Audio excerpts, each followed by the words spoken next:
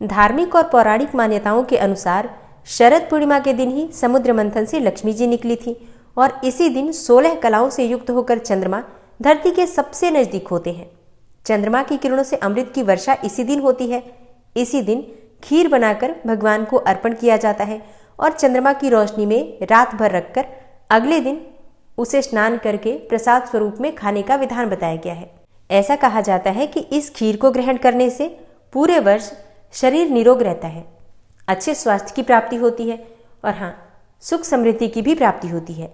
ऐसा कहा जाता है कि माँ लक्ष्मी की कृपा उस व्यक्ति पर बन जाती है जो इस खीर को ग्रहण करते हैं और माँ लक्ष्मी की कृपा जिसे प्राप्त हो जाती है वो तन मन धन हर तरह से संपन्न हो जाता है। इसमें कहीं कोई संशय नहीं है।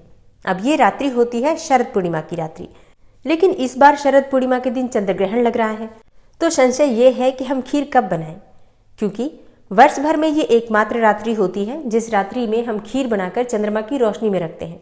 ऐसे में खीर बनाना चाहिए या नहीं, और बनाते हैं तो फिर कब बनाएं, खाएं कब उसे, चंद्रमा की रोशनी में कब रखें।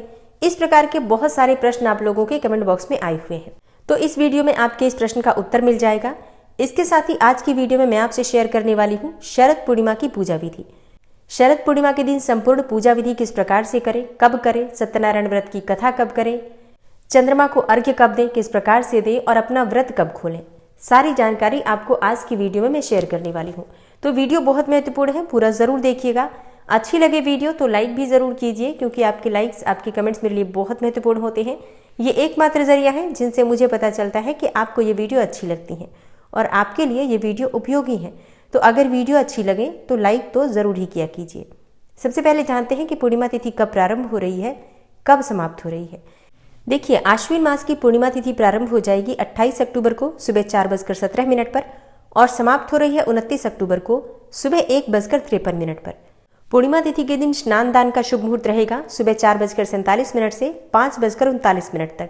तो जैसे जो लोग पूर्णिमा का स्नान करते हैं, इस शुभ मुहूर्त में आप स्नान कर सकते हैं, दान कर सकते हैं। वैसे दान तो पूरे ही दिन कर सकते हैं, लेकिन सुबह जल्दी उठकर स्नान करना चाहिए। तो ये शुभ मुहूर्त है जिस समय में आपको स्नान करना चाहिए। और हाँ, जो भक्त कार्तिक स्नान कर रहे हैं वो सुबह 5 बजे तक अपना स्नान पूरा कर ले, मतलब 5 बजे से पहले पहले आपका स्नान हो जाए, इस बात का ध्यान रखिए। और अब बात करते हैं पूर्णिमा की पूजा विधि के बारे में। तो देखिए, सुबह जल्दी उठ जाइए, उठकर स्नान कर लीजिए, स्नान करके साफ स्वच्छ वस्त्र धारण कर लीजिए। इसके बाद भगवान श्री हरि विष्णु और माँ लक्ष्मी की विधि विधान से आपको पूजा करनी चाहिए, क्योंकि इस व्रत में सत्यनारायण भगवान की पूजा की जाती है, लक्ष्मी नारायण की पूजा की जाती है। इसके अलावा भगवान भोलेनाथ की पूजा की जाती है, माँ दुर्गा की पूजा की जाती है और शाम के समय चंद्रमा को अर्घ्य देकर चंद्रमा की पूजा की जाती है। इस प्रकार से इन सभी देवी देवताओं की पूजा आज के दिन यानी कि पूर्णिमा तिथि पर की जाती है। तो सबसे पहले भगवान सूर्यदेव को जल दीजिए, उसके बाद अपने घर के मंदिर में जो भी पूजा आप प्रतिदिन की करते हैं वो पूजा कर लीजिए। फिर लक्ष्मी नारायण के सामने आपको संकल्प लेना है कि आज आप शरद पूर्णिमा का व्रत धारण कर रहे हैं। अच्छा देखिए, बहुत से भक्तों के प्रश्न आ रहे हैं कि क्या हम पहली बार व्रत शुरू कर सकते हैं इस बार। जी हाँ, बिल्कुल कर सकते हैं, क्योंकि शरद पूर्णिमा एक ऐसा दिन होता है, एक ऐसी पूर्णिमा है जिस दिन व्रत प्रारंभ करना अत्यंत श्रेष्ठ माना जाता है। पूर्णिमा का व्रत अगर आज से हम शुरू करते हैं तो निश्चित ही हम जिस भी मनोकामना से व्रत प्रारंभ करते हैं हमारी वो कामना पूर्ण होती है। इसलिए इस पूर्णिमा को श्रेष्ठ पूर्णिमा माना जाता है। तो आप व्रत शुरू करना चाहते हैं इस पूर्णिमा से, बिल्कुल कर सकते हैं। और इसी प्रकार से कई भक्तों के प्रश्न आ रहे हैं कि वो बाकी पूर्णिमा जैसे कि वर्ष भर की जो पूर्णिमा है उनका व्रत नहीं करते हैं, लेकिन शरद पूर्णिमा का व्रत वो करना चाहते हैं, तो क्या कर सकते हैं? सिर्फ एक ही पूर्णिमा का व्रत किया जा सकता है? जी हाँ, बिल्कुल किया जा सकता है। वर्ष में कई ऐसी पूर्णिमा होती है जिनका व्रत आप सिर्फ उसी पूर्णिमा का व्रत भी कर सकते हैं, जैसे कि शरद पूर्णिमा, कार्तिक मास की पूर्णिमा, इसी प्रकार से वैशाख मास की पूर्णिमा। ये पवित्र महीने होते हैं। इस महीने में जो पूर्णिमा होती है आप सिर्फ उसी पूर्णिमा का व्रत करके और पूजा करके, दान करके पूर्णिमा व्रत का लाभ ले सकते हैं। अब बात करें पूजा विधि के बारे में, तो देखिए, पूजा विधि सबके लिए एक ही होती है, चाहे आप पहली बार कर रहे हो या फिर आप एक ही पूर्णिमा कर रहे हो या फिर प्रत्येक पूर्णिमा आप कर रहे हो। पूजा की विधि एक ही होती है। भगवान श्री हरि विष्णु के सामने अपने हाथ में जल, पुष्प और अक्षत लेकर व्रत का संकल्प ले लीजिए कि आज आप शरद पूर्णिमा का व्रत धारण कर रहे हैं। अपना नाम बोलिए, गोत्र बोलिए, स्थान का नाम बोलिए। इस प्रकार से बोलने के बाद अपने व्रत का संकल्प लेना चाहिए कि हे श्री हरि विष्णु, हे जगत के पालनहार, हे श्री लक्ष्मी नारायण, हे सत्यनारायण भगवान, आपकी कृपा की प्राप्ति के लिए, आपकी प्रसन्नता हेतु शरद पूर्णिमा का व्रत मैं धारण कर रहा हूँ या धारण कर रही हूँ। इस व्रत में जाने अनजाने मुझसे कोई भूल चूक हो जाए तो मुझे क्षमा करें। ये व्रत मैं निर्विघ्न, बिना किसी विघ्न बाधा के पूरा कर पाऊँ, इस प्रकार की कृपा करें। और अगर आपकी कोई मनोकामना है जिसके निमित्त आप ये व्रत धारण कर रहे हैं तो अपनी मनोकामना श्री लक्ष्मी नारायण से कहिए, उनसे प्रार्थना कीजिए कि आपकी मनोकामना को पूर्ण करें। इसके बाद आपके हाथ में जो जल, अक्षत और पुष्प है वो आप भगवान के चरणों में अर्पित कर दीजिए। फिर विधि विधान से भगवान श्री सत्यनारायण की, भगवान श्री लक्ष्मी नारायण की पूजा कीजिए। अगर आपके पास लक्ष्मी नारायण का विग्रह है या फिर शालिग्राम की शिला हो, लड्डू गोपाल जी हो, तो आप उनका अभिषेक कर सकते हैं। अभिषेक करने के बाद उन्हें पीले वस्त्र अर्पित करें, पीले चंदन उन्हें अर्पित करें। धूप, दीप, अक्षत पुष्प इत्यादि जो भी आपके पास सामग्री है उससे विधि विधान से श्री लक्ष्मी नारायण की पूजा करें। अच्छा, संयुक्त रूप से श्री हरि विष्णु और माँ लक्ष्मी की पूजा पूर्णिमा तिथि पर की जाती है। इससे भगवान श्री हरि विष्णु और माँ लक्ष्मी का संयुक्त आशीर्वाद आपको प्राप्त होता है। किसी भी प्रकार की आपकी मनोकामना हो, धन प्राप्ति की कामना हो, संतान प्राप्ति की कामना हो, विवाह की मनोकामना हो, जीवन में सफलता पाना चाहते हैं, दाम्पत्य जीवन को सुखमय बनाना चाहते हैं, हर प्रकार की कामना भगवान श्री हरि विष्णु और माँ लक्ष्मी की कृपा से पूर्ण होती है। क्योंकि पूर्णिमा तिथि के नाम में ही इसका अर्थ छुपा है। पूर्णिमा अर्थात मन की समस्त कामनाओं को पूर्ण करने वाली तिथि। आप जो चाहते हैं सच्चे मन से भगवान श्री हरि विष्णु से प्रार्थना करके व्रत कीजिए, पूजा कीजिए श्रद्धा भाव से और पूरी पूजा कीजिए, निश्चित ही आपकी कामना पूरी होती है, इसमें कहीं कोई संशय नहीं है। तो विधि विधान से भगवान श्री हरि विष्णु की पूजा कीजिए, धूप, दीप, पुष्प, अक्षत इत्यादि अर्पित कीजिए, फलों का भोग लगा दीजिए। सत्यनारायण की कथा करी जाती है आज के दिन, तो आप चाहें तो सुबह भी कथा कर सकते हैं, चाहे तो दोपहर में कर सकते हैं या फिर शाम को भी कर सकते हैं। अब जैसे कि इस बार चंद्र ग्रहण लग रहा है तो शाम को 4 बजे से पहले आपकी सारी पूजा पूर्ण हो जाए, इस बात का ध्यान रखिए। मतलब कथा भी अगर आप शाम को करना चाहते हैं तो आप प्रयास कीजिए कि आप 2 बजे के बाद कथा प्रारंभ करें, 3 साढ़े 3 बजे तक आपकी कथा पूरी हो जाए, प्रसाद वितरण हो जाए, आरती हो जाए, इस बात का ध्यान रखिए। भगवान श्री सत्यनारायण की कथा अगर आप स्वयं से करते हैं तो कुछ बातों का ध्यान रखना चाहिए, क्योंकि शास्त्रों के अनुसार सत्यनारायण भगवान की कथा किसी ब्राह्मण के द्वारा ही करवानी चाहिए। लेकिन अगर ऐसा संभव नहीं हो पाता है, स्वयं से कर रहे हैं, तब जब आप कथा करते हैं तो कथा करते समय वहां पर आपको एक सीधा निकाल कर रखना चाहिए ब्राह्मण के लिए। सीधा क्या होता है? एक पात्र में आपको आटा, दाल, सब्जियां, फल इत्यादि जो भी आप दान करना चाहते हैं, वस्त्र भी अगर आप दान करना चाहते हैं तो वस्त्र भी रख सकते हैं, दक्षिणा भी रख सकते हैं, एक पात्र में निकालकर वहीं पर रखिए जहां पर आप कथा कर रहे हैं। और कथा करने के बाद, आरती करने के बाद जब आपकी पूजा पूर्ण हो जाती है तब आपने जो भोग अर्पित किया है भगवान को, उस भोग में से पहले ब्राह्मण के लिए जो आपने सीधा निकाला है उसमें निकाल कर रख दीजिए प्रसाद। उसके बाद ही प्रसाद वितरण करना है आपको परिवार के सभी सदस्यों में। और फिर इसके बाद ये सभी सामग्री किसी ब्राह्मण के यहाँ या फिर किसी मंदिर में किसी पुजारी को दान कर दीजिए, क्योंकि ब्राह्मण को घर में बुलाकर भोजन कराना चाहिए। ब्राह्मण से कथा सुनकर हम उसे भोजन करवाते हैं, दक्षिणा देते हैं, उसके बाद ही सत्यनारायण की कथा का फल हमें मिलता है। अगर हम ऐसा नहीं करते हैं तो हमारी की गई पूजा भी भगवान स्वीकार नहीं करते हैं। इसलिए इस बात का ध्यान आपको जरूर रखना है। अगर आप स्वयं से कथा कर रहे हैं तब भी ब्राह्मण के निमित्त दान की सामग्री जरूर निकालनी है, और ये सामग्री आप किसी ब्राह्मण को ही देंगे, ऐसे किसी को नहीं देना है। अब जैसे कि कई भक्तों के प्रश्न आते हैं कि हमारे आसपास ब्राह्मण नहीं रहते, फिर हम क्या करें? फिर आप भोजन की सामग्री मत निकालिए, भोजन के निमित्त आप पैसे कुछ निकाल कर रख दीजिए। अपनी सामर्थ्य के अनुसार जितना भी आप दान करना चाहते हैं, ब्राह्मण भोजन के निमित्त आप ये पैसे निकालकर वहीं रख दीजिए जहां पर आप कथा कर रहे हैं। और इसके बाद ये जो पैसे हैं ये आप अपने घर के आसपास कोई मंदिर है तो वहां दान पेटी में डाल सकते हैं या फिर मंदिर के पुजारी को दे सकते हैं, जैसी भी सुविधा उपलब्ध हो। लेकिन दान जरूर निकालना है। ब्राह्मण के भोजन के निमित्त दान निकाले बिना आपकी सत्यनारायण की जो पूजा है वो स्वीकार नहीं होती है, न ही उसका फल मिलता है। तो इस बात का ध्यान आपको हर बार रखना है।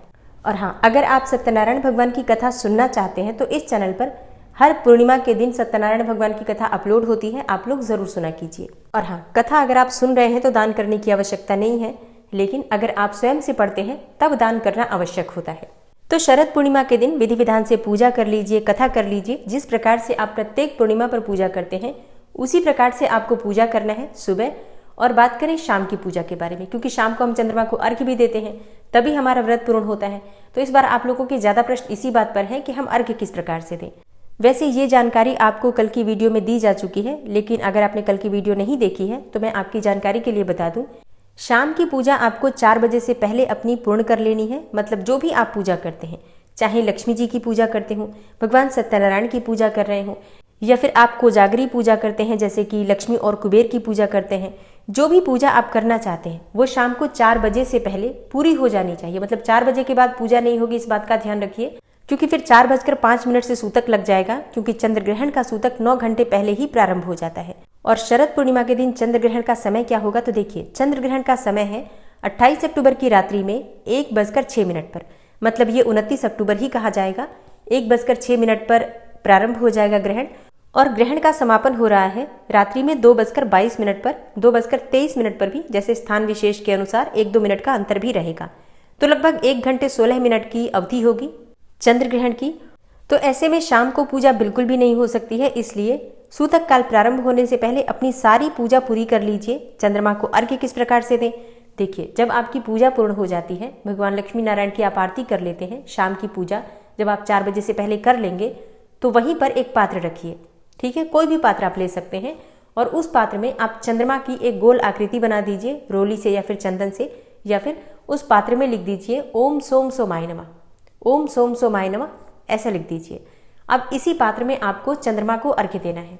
एक पात्र में दूध ले लीजिए, इसे जल से भर दीजिए, इसमें थोड़ा सा अक्षत, थोड़ा शक्कर और थोड़ा सा पुष्प डालकर आप चंद्रमा को अर्घ्य देते हैं। ओम चंद्रमसे नमः या ओम सोम सोमाय नमः, इस प्रकार से मंत्रोच्चारण करते हुए आपको चंद्रमा को अर्घ्य देना है।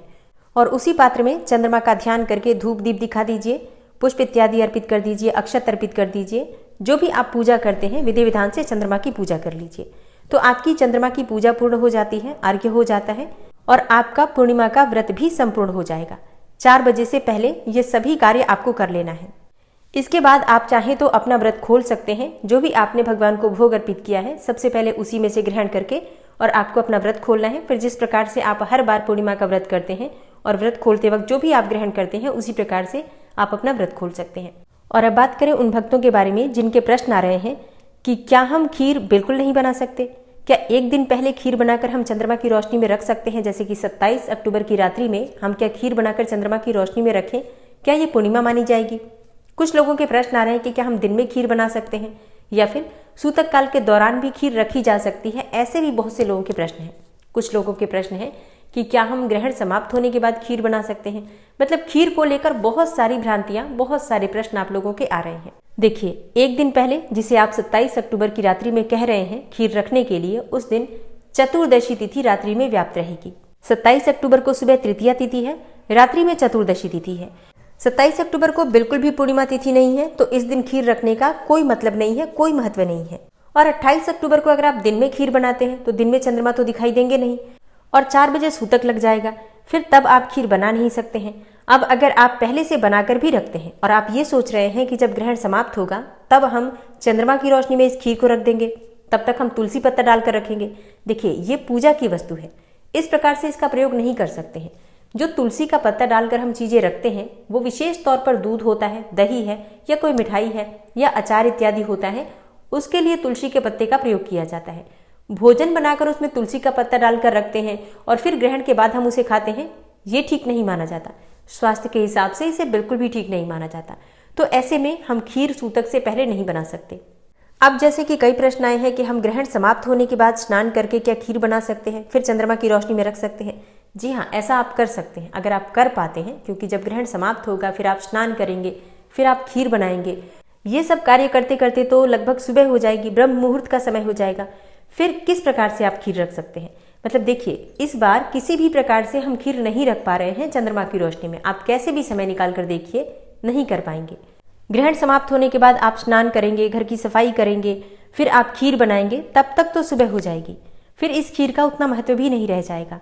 तो इस बार की पूर्णिमा में चंद्रमा की रोशनी में खीर नहीं रखी जा सकती। अब बात करें कि क्या हम दिन में खीर बना सकते हैं। जी हाँ, अगर आप माता लक्ष्मी को अर्पित करने के लिए खीर बनाना चाहते हैं, जैसे कि आप सत्यनारायण की पूजा कर रहे हैं, लक्ष्मी नारायण की पूजा कर रहे हैं, आप चाहते हैं कि भोग में आप खीर अर्पित करें, तो बिल्कुल थोड़ा सा खीर बनाकर भगवान को अर्पित कर दीजिए। प्रसाद स्वरूप परिवार के सभी सदस्य मिलकर और शाम को 4 बजे से पहले ग्रहण कर लीजिए। ये आप कर सकते हैं, इसमें कोई संशय नहीं है।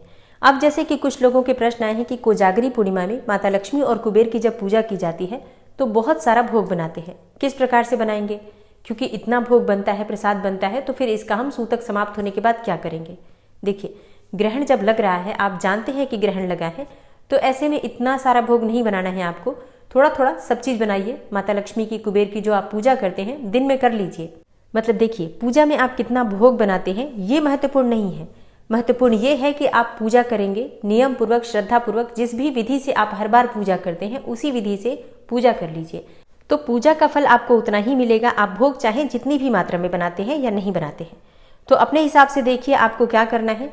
और हाँ, 28 अक्टूबर से ही कार्तिक मास का स्नान प्रारंभ हो रहा है, तो जो भक्त कार्तिक मास में स्नान कर रहे हैं, व्रत कर रहे हैं, दीप दान का नियम लेंगे, तुलसी पूजन का नियम लेंगे, जो भी आप नियम ले रहे हैं संकल्प के साथ लीजिएगा। और कल से ही संकल्प लेना है, 28 अक्टूबर से ही सारे नियम प्रारंभ हो जाएंगे, इस बात का ध्यान रखिए।